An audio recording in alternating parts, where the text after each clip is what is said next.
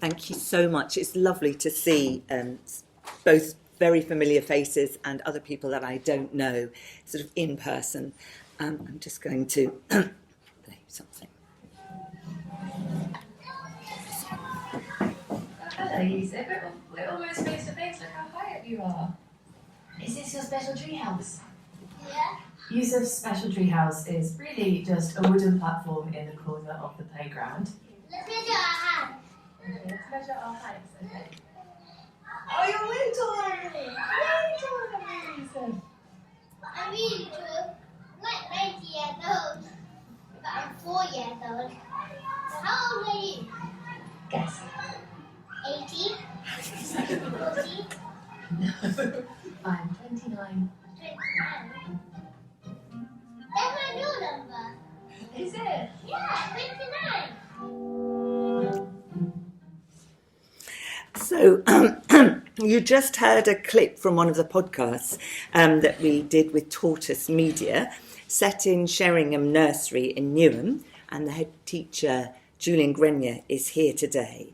And I just thought it's good to start there. The children's energy, humour, creativity and curiosity is just so engaging.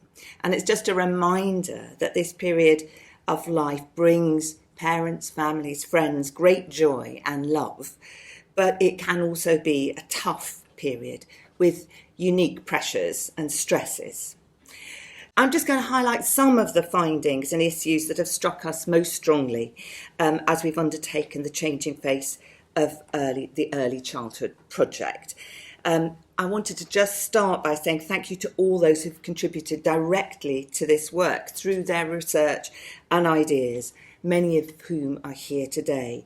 And we cite your work in the report and in the slides. And given the pressure on time this morning, I hope you'll forgive me for not name-checking you as we go through. So over the last 20 years, there have been some striking changes in the lives of young children, from 0 to 5 is the window that we look at, and their families, as well as continuities. And of course, all of this has become more urgent. The combination of COVID and the cost of living crisis has brought long-standing issues of disadvantage and inequalities to the fore, with potentially long-term impacts on children's well-being, their families and wider society. And this report brings many of these changes together under 4 key themes, which you will be very familiar with. But I just wanted to stress 3 things: that these changes combine and interact, and that it's important to look beneath the headline trend because there are important differences by group and locality, and that there remains much that we don't know. Firstly, changing family forms and parenting. So family forms don't determine children's outcomes, but are an important context for parenting. There's a sliding scale of resources from married to cohabiting to lone parent families who have the fewest resources, and we see that playing out in the much higher rates of poverty for lone parents. Witness the IFS report that just came out recently. Work by Kath Kiernan shows that there's a small independent effect of parental separation on children's cognitive and social and emotional skills. Really key in all of this is the quality of the relationship, but family structure doesn't necessarily tell us about that relationship quality.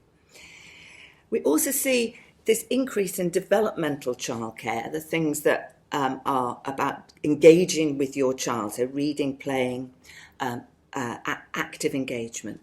And despite the increase in women combining work and care, there is this increase in developmental childcare, but a growing gradient depending on the mother's educational qualifications. Our understanding is still limited. Data is still quite poor for varied family forms, for fathers, for non-resident parents and other family carers. So from this, I take two things that we might discuss as we go through the day. The growing signs of pressures on parents, whether that's time, money or emotional strains, that we need to pay more attention to the emotional resources that parents need alongside the educational and material ones. And how do we ensure that the support for family relationships that's needed reaches across the diversity of family forms? supporting families with young children, especially at times of transition. So the second trend, here you can see that combining paid work and childcare has become the norm for families with young children, and the key policy changes that have accompanied this rise. Beneath the headline, importantly, there's been an increase in the mothers of young children working full-time, and we're also seeing an increase in the proportion of children under 5 living in households where all adults work full-time. While there have been some small changes in the balance of work and care between mothers and fathers, there's still, of course, a stubborn gender divide. So the question is, has policy to support families with young children really kept up with the common reality of both parents being in employment or lone parents being largely in employment? Have parents got enough time with their young children? Third, the experience of formal education and childcare before the age of 5 is now a near universal experience. We've got over 90% of 3 and 4-year-olds taking up their entitlement, and you can see the lower level of take-up amongst disadvantaged 2-year-olds at around 70%. Note that marked fall in the period of the pandemic, especially for 2-year-olds, but now seems to be in recovery, but clearly with some legacy, which we, again, will talk about. Beneath the headline, we know that take-up is lower amongst some groups, both some ethnic minority groups, by area, by children with who've got special educational needs and disabilities, children in the child protection system, and that's particularly worrying in the context of the stalling of progress on narrowing gaps in children's readiness for school. So the implications is, on the one hand, we've got this fantastic opportunity for young children to benefit from the powerful potential of quality early education. But a key task is to ensure that the children have most to gain from quality early years provision can and do access it. The current discussion of child-staff ratios goes to the heart of how to balance quality, access and affordability. So, on to poverty. We've seen rising rates of poverty and vulnerability. Families with a young child under 5 have higher rates of relative poverty than those with older children. And you can see that this is a long-standing issue. This is because they're more likely to be in larger families with higher needs and fewer working hours. And poverty has been on the rise since 2013-14. For those with a young child, it now stands at 36%. That was prior to the pandemic, 2019-20. And those changes are largely driven by a range of factors, but particularly the benefits and tax credit reductions over the last decade, including the 2-child limit under universal credit. So some groups of children face very high risks of poverty, particularly those in large families, lone parents, where a child or parent has a disability, much higher rates for some ethnic minority groups, a shockingly high rate of poverty for families with young children of Bangladeshi origin, standing at over 70%.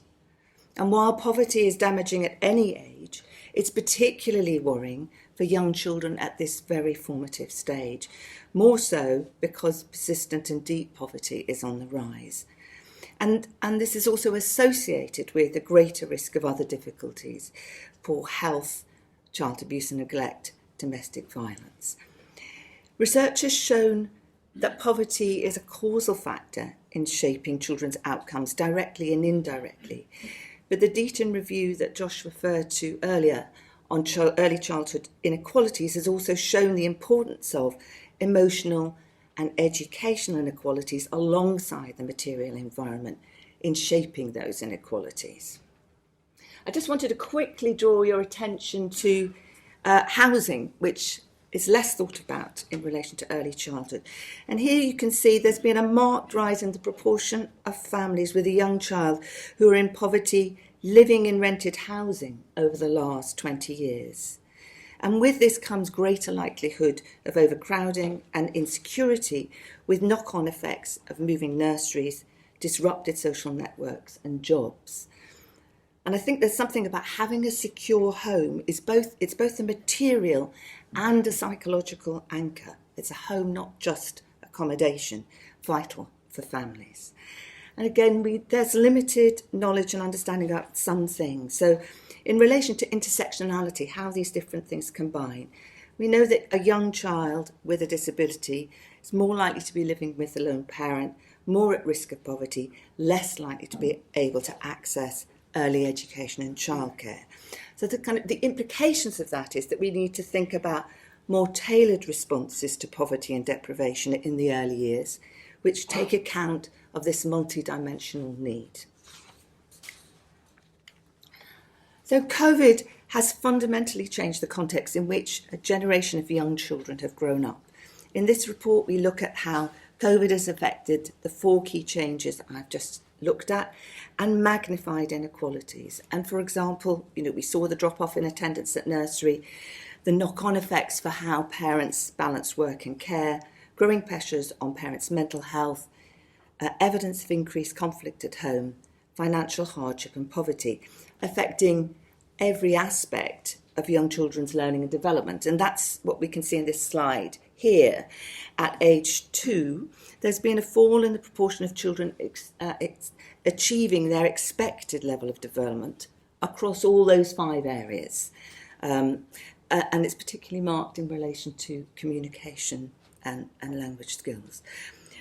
When it comes to children in reception, if you can see the box on the left, there was a 13% drop in the children reaching their expected level of development at age 5 between 2019 and 2021.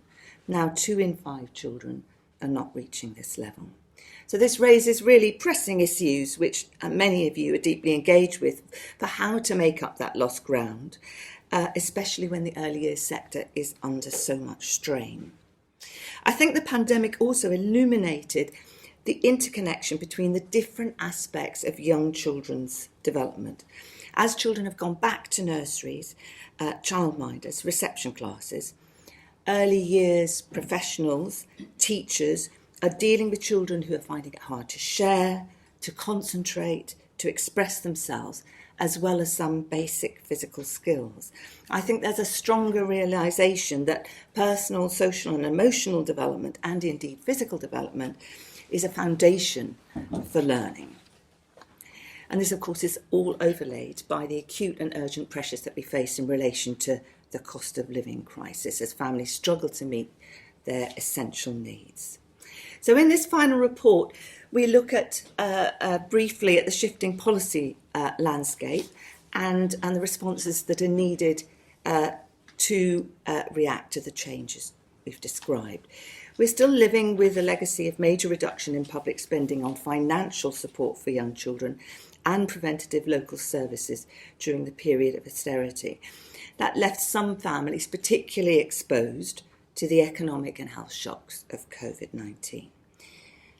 This slide, which I always find quite shocking, we see a very dramatic intergenerational shift in welfare spending from children to pensioners, with a fall of over 10 billion for children by 2019-20. And here, this analysis shows the cumulative change in this analysis looks at education and childcare spending over the last 25 years. And it shows that it has become less focused on the disadvantaged and the youngest children and families. This is taken also from the annual education spending report that Nuffield funds the IFS to do. And what you can see is an increase in spending on the free entitlement, which is especially driven by the 30 hours free childcare for working parents and 2-year-olds, and a fall and flattening of support for the costs of childcare through the tax and benefit system. And of course, this line here of Sure Start centres for under 4s with spending falling substantially. But there are also positive developments. Many services for young children and their families have been built up. So if you look on page 38 of our report, you can see the wide range of services that there are. Services such as nurseries now provide an anchor in the lives of many families with young children. Health visitors are the backbone of home visiting at critical points of development.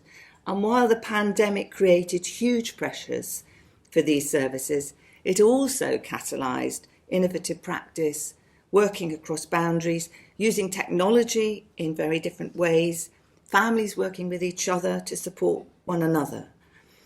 And of course also the response to the pandemic in terms of raising universal credit by £20 and other temporary benefit changes also illustrated that you can have an immediate impact on poverty.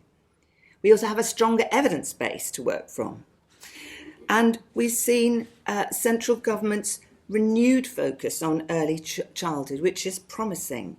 The Best Start for Life brought this early period from pregnancy to 2 into the limelight. Family hubs and a number of new investments. The independent review of children's social care, proposed reforms to the system, all offer great potential. Outside of central government, many local authorities have been working to integrate their services, and we're going to explore that after lunch today. There's been a wealth of new initiatives from wider society, whether that's early years organisations and alliances, the Royal Foundation, the work that the Big Lottery has funded on a better start, and many others. But there are still questions about the scale, the reach of the new policies, family hubs, and support is going to half of local authorities. Funding is for 3 years. Services are still fragmented and evidence still partial. There remains substantial unmet need. We've got more than a third of children in a family with a young child who are in poverty. We've got 2 in 5 not reaching their expected levels at the start of primary school. Policy and practice is going to have to be more ambitious to make a sustained difference. Our report sets out the need for a national overarching early childhood strategy underpinned by clear objectives, sustained investment, and a coherent joined-up approach to services underpinned by early intervention. We set out 4 key goals that respond to the needs that we've identified. Services that understand and respond to the needs of families with young children in the round, that all parents should have a choice about how they care for their young children, an early education care system to support all young children's learning in the broadest sense, with a focus on disadvantage, and a societal commitment to tackling the causes and effects of early childhood poverty. Of course, these approaches to these goals need to be developed in tandem. If we're to meet them, we'll have to navigate difficult dilemmas and address some big challenges, especially in the light of very limited resources. Here you can see some of the big challenges we face, and we explore these in that series of reports, but each one of these is a topic in its own right. I'm just going to pick out 3. First is the gap between the interrelated nature of early childhood development, also risks, and how services, data and departments connect. I was struck by the Nuffield Family Justice Observatory's work, which is one of the things it's doing is looking at how to reduce the necessity for babies to be removed from parents at birth. That requires a really imaginative look at multi-agency working, drawing in mental health, adult learning, addiction, housing services. It's a big opportunity, but also a big task. Gaps in the balance of support across ages in early childhood. There's a big gap between the end of paid parental leave and the start of universal childcare at 3. What mix of paid leave, childcare and family support is needed at different ages to make most difference? Tensions between the objectives in early years and the childcare system, between driving up women's employment and a focus on young children's development, especially disadvantaged children. And while these challenges and dilemmas don't have easy answers, public policy can support young children's development and address inequality, give parents greater choice, reduce pressures and support the capabilities of parents. So in our report, under each goal are a series of recommendations. They're not comprehensive, but they reflect the points that came most strongly through to us through the research and engagement that we had. And I'm just going to highlight a few very briefly. So under the first, the Best Start for Life is currently focused on pregnancy to age 2. Over the medium term, it should be extended to the age of 5, with early education and care a core part of integrated family support services, alongside better recognition and responses to the material aspects of poverty. The second recommendation is how we reach families who've been underserved. And that's about working with families alongside them to develop joint approaches, co-created materials, peer-led forums, whether that's face-to-face or online. In relation to the second goal, just going to focus on the gender gap between mothers and fathers. So there were some promising developments during the pandemic, with greater engagement by fathers in childcare and fathers reporting a stronger relationship with their children. But we've got a long way to go. The take-up of shared leave is tiny, and 2 weeks paid paternity leave is not going to shift the dial. Policy, culture and practice is going to have to change radically, and that means not only public policy but also the role of employers. And the prize is high. Making care and work easier for families is not only a big support for the parent-child relationship but also the parent-parent relationship where there are 2 parents there. Under the third goal, we came to the conclusion that we need a whole system review of early care and education, given the patchwork and complexity. But in the short term, I think the priority is to boost the supply and quality for disadvantaged children and working alongside families, beginning with 2-year-olds. Under the fourth, addressing poverty and deprivation at source and indirectly. For example, we know that increased mental health and parenting, for example, through supporting increased mental health support and parenting support. So we know that good parenting can mitigate the impacts of poverty and deprivation. We need to know more about what combination of policies are effective. When it comes to social security, we identify some changes, in particular how we support childcare costs under universal credit, removing barriers, and social security changes that including the 2-child limit, where we found the research that Nuffield funded no impact on reducing fertility rates, but we've seen increasing rates of poverty for large families. So finally, there's a strong case for an ambitious early childhood strategy, an approach that puts the child right at the centre, that tackles inequalities and gives long overdue recognition to those who care for young children, whether they're mothers or fathers, carers or early years educators. This is a long-term endeavour, and there is no magic bullet that will meet the needs of all. And our report in no way solves all the challenges that we face. It's the beginning of a conversation, and today is a first step. We want you to challenge us. We want your expertise, and that I hope that this conference sort of represents the need for working together to get the fundamentals right in early childhood, and that will be part of creating a more resilient, productive and just society.